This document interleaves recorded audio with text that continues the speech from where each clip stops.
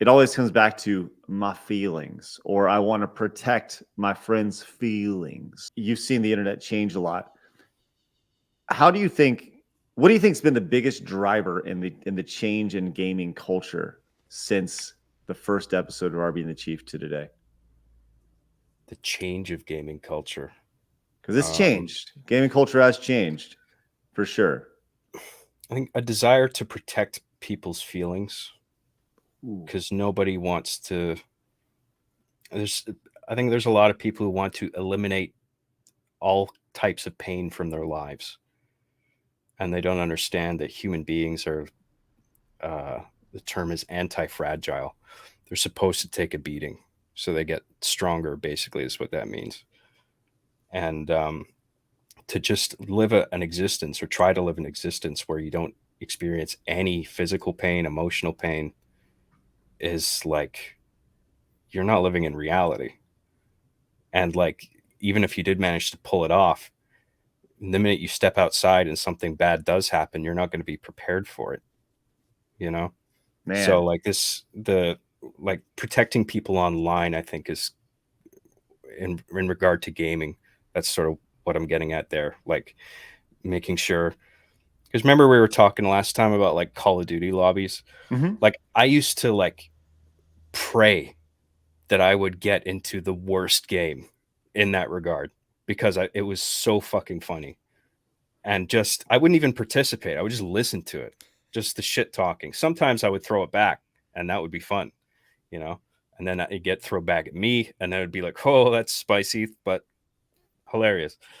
Even if it wasn't funny, sort of the lack of humor was also the joke. Sometimes that's what kind of made it funny. Like it was just the comebacks were so pathetic. So yeah, just I think that's what I'm getting at. It's just people want to be like protected, and they want to protect other people too much, and that's really changed the gaming culture. I think back to personal relationships that I've had, and people that I have spoke to, and you nailed it. It's it's it always comes back to my feelings, or I want to protect my friend's feelings. That's really what Mhm. it comes down to. Um, and I'm a big believer in honesty. Right. It's like I believe you should be honest with your friends. If you're truly a friend, you should be very honest with them and not lie to them, and not protect their feelings, because ultimately you rip the band-aid off, and that will ultimately be better than in the long run. And while it may hurt initially, it'll be better in the long run for that wound. Yeah. Man, I mean, that's if awesome. I wouldn't kick in somebody's door and walk into their living room and be like, "Hey, you're a piece of shit."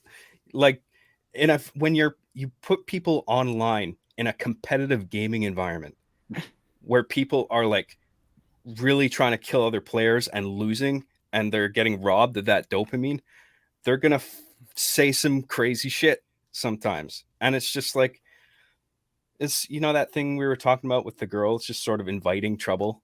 Right. It's just like these companies are creating these play spaces where people are inevitably going to get frustrated, and if you put like a fucking microphone in front of them, like they're going to say some crazy shit, and then people are all like, "Oh my god, people are saying such terrible things online." It's like, yeah, people react that way to like games when they lose. People don't like losing, you know.